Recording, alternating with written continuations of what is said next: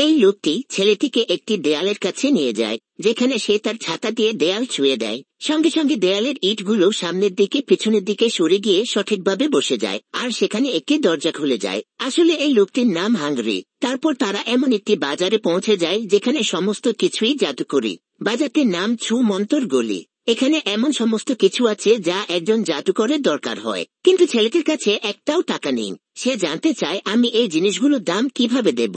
তখন হাঙ্গরি তাকে একটি ব্যাংক দেখায়। তারা ব্যাংকের ম্যানেজারের কাছে যায়, যিনি টাকা তোলার জন্য একটি চাবি চান।